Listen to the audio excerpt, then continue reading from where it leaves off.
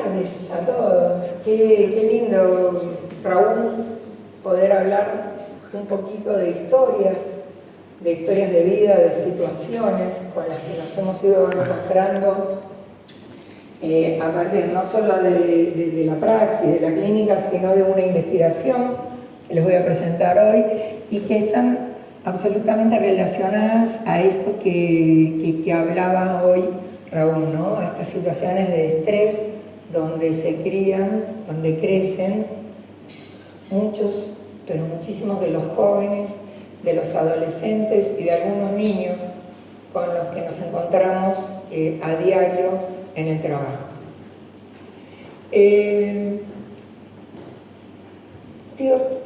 Esta frase siempre la pongo porque me parece importante, más allá de que todos sabemos que las adicciones atraviesan todas las edades y los estratos sociales,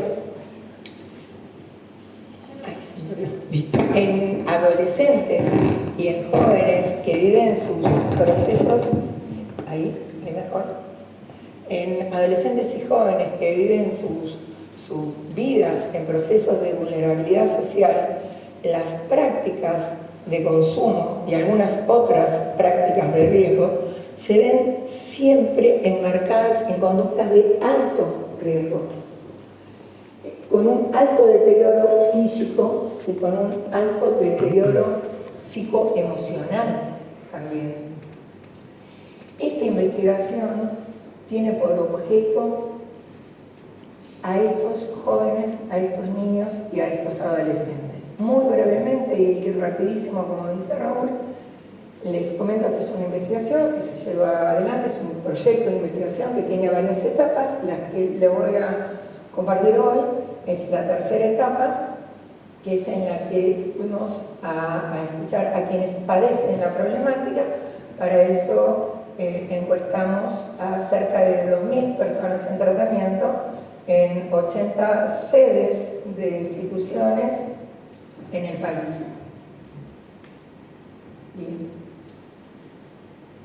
Y a medida que les vaya comentando las características, lo que fuimos encontrando, yo les voy a pedir que cada uno de ustedes se vaya imaginando a esta persona a partir de cada uno de los datos. Datos generales, primero de la muestra es la población con la que nos encontramos cuando fuimos a hacer la encuesta, 87% hombres, 13% mujeres. Esto no refleja en absoluto la cantidad de mujeres que consumen en nuestro país. Sí refleja las que acceden a tratamiento, pero no las que consumen. Tema de algún otro encuentro tal vez. Uno de los primeros datos muy importantes es la edad. ¿Con qué edades nos encontramos? Había un amplio abanico etario que iba entre los 12 y los 65 años. Ahora, más de la mitad de la muestra, o sea, más del 50%, tenía hasta 25 años. Población joven. En estado civil, solteros, amplia mayoría, 8 de cada 10 era soltero, sin embargo, con muchos hijos. ¿Por qué este es un dato importante a la hora de pensar también en la crianza de estos niños en hogares con uno o dos de sus progenitores bajo una situación de consumo de sustancias psicoactivas, de adicción? Para pensar en políticas, en acciones, en estrategias. Hablaba Raúl hoy de los niños que se crían sometidos a estrés. Uno de los módulos de esta investigación apunta a los escenarios de crianza.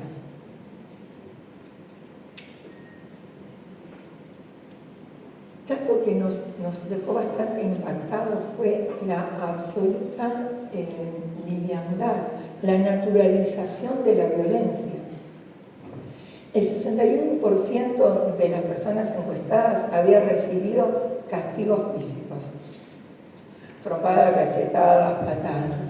Y de ellos, de ese 61%, 6 de cada 10 había quedado lastimado por esos castigos físicos que habían recibido en la infancia. Sin embargo, solo el 34% refería haber tenido violencia física en la infancia. Ahora, cuando después, en otras preguntas, 2 o 3 preguntas después, le preguntamos, ¿alguna vez te pegaron, te trompearon, te agarraron a patada y quedaste lastimado por eso en la infancia? El 61%. Entonces, casi dando por sentado que la violencia, la mitad de los que sufrieron esta violencia daban por sentado que eso no era violencia.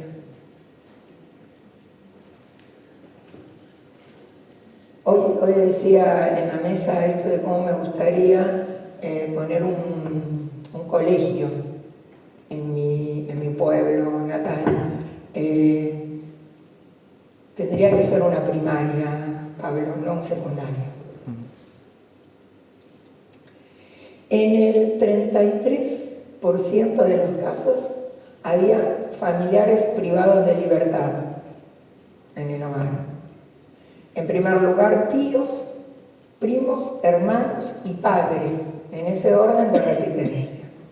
Tratemos de imaginar, les vuelvo a recordar, por favor, tratemos de ir imaginando a esta persona. Construyamos a este ser acá. En el 50% de los hogares había armas de fuego.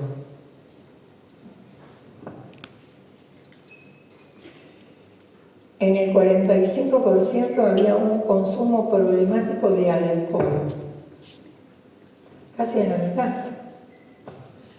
que estaba dado por padres, hermanos, hermanas, abuelas, abuelos y madres. Acá me tomé el trabajo de poner madres, abuelas y todo esto para que quede claro cómo el número inicial de personas en tratamiento que eran mujeres no se condice con el consumo real que se encuentra, sino con la falta de acceso. Preguntamos, por supuesto, también si había consumo de otras drogas en el hogar. 33% de ellos tenían consumo de otras drogas en el hogar. Hermanas, hermanos, en primer lugar, padre y madre.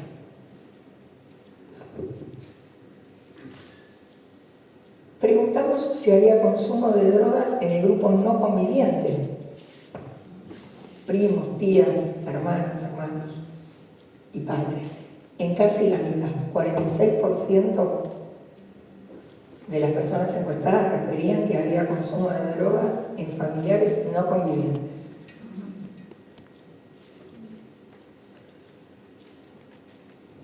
Imaginémonos el estrés al que hacía referencia Raúl y tratemos de imaginar esas imágenes que nos mostró de ese cerebro con esas dendritas en un niño de 3 años bajo estrés y en un niño de 3 años que no estaba bajo estrés. En esta línea de imaginarnos a esta persona, ¿sí? Otro de los grandes módulos que tomamos en esta investigación tiene que ver con trayectos escolares y el mundo del trabajo. El 71%, 7 de cada 10, no había completado la educación formal, que en nuestro país es obligatoria. Y de los que tenían hasta 18 años, y esto les voy a pedir que empecemos a prestar atención a las edades, este número subía 14 puntos. El 85% no había terminado la educación formal obligatoria en nuestro país. Cuando preguntamos las causas por las que no habían terminado el colegio, en primer lugar, consumo de sustancias. Ok, ahora cuando yo veo el segundo lugar que dice falta de interés quedé libre, aburrimiento. Y sabemos que las sustancias, cuando uno ingresa en un proceso de adicción, captan todo el interés. También lo estuvimos viendo hoy. Podemos pensar que algo hay que hacer con esas currículas, con lo cual yo creo, estoy de acuerdo. Pero también podemos pensar qué incidencia ha tenido el consumo de sustancias en esa pérdida de interés, en ese quedé libre, no fui. Trabajo, problemas económicos, problemas familiares. Pero fíjense la diferencia en las respuestas. Respecto del mundo del trabajo, solo el 29% de los que estaban en condiciones de trabajar, que tenían la edad como para poder trabajar, tenía trabajo en blanco. El 27% no trabajaba, el 25% tenía algún trabajo en negro, que confundían bastante entre trabajo en negro y changas, que respondió el 15%. Ahora, el dato acá es que más de la mitad de los encuestados referían que habían perdido algún trabajo por el consumo, algún empleo por el consumo de sustancias. Porque se quedaron a la noche y no fueron, porque no porque estuvieran consumiendo en el trabajo, que también ha sucedido y por eso lo perdieron, sino por el tipo de vida que desarrolla aquel que tiene una adicción. Y acá, por ahí, me gusta citar a uno de los autores con los que me encontré cuando empezamos a hacer esta investigación, que es Margulis, y Margulis habla de una triple exclusión. Él dice, quedar afuera de la enseñanza, lo tenemos ahí, de la capacitación laboral, de la esperanza en la propia vida. Quedar afuera de estas instituciones socializadoras, la escuela, quedan afuera, el 85% de lo que tenían hasta 18 años. El trabajo y a veces la familia, vimos los escenarios. Y Margulis se pregunta, ¿qué queda para ellos? ¿Qué queda, le pregunto yo a ustedes, para esta persona, para esta personita que nos estamos imaginando?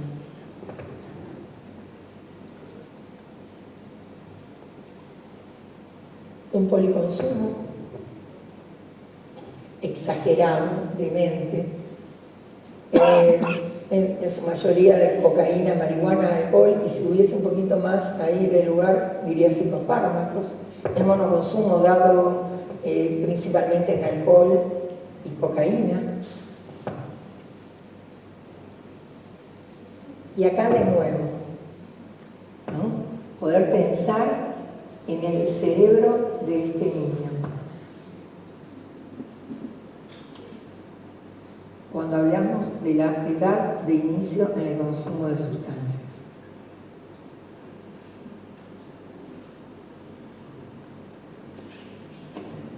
¿Ven dónde inicia la curva? En 7.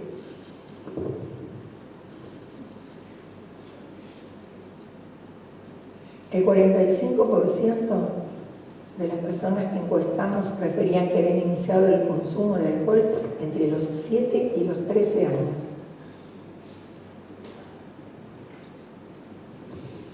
El 37% en la misma franja etaria, de entre 7 y 13 años, había iniciado el consumo de drogas. Entonces ya teníamos un cerebro que había sido expuesto a estrés, y a ese cerebro que no ha madurado aún, ingresan sustancias. El cerebro de un niño que es impactado por la sustancia sufre un rapto. Hablaba Claudio Greco hoy a la mañana de esto. No sale indemne de esa experiencia. Aunque sea una sola vez, no es un consumo no problemático, recreativo. Es hackeado en su desarrollo evolutivo.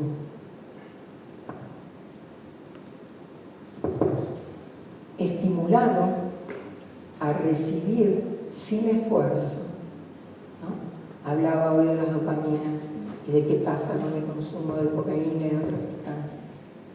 Sin frenos inhibitorios, sin poder medir, sin poder pensar. Los que llevamos algunas décadas encima recordamos, no sé lo que quiero, pero lo quiero ya. La inmediatez. Ya quiero cosas. Ya quiero esto. Ya quiero esa zapatilla. Ya me quiero ir de joda. Sin esfuerzo.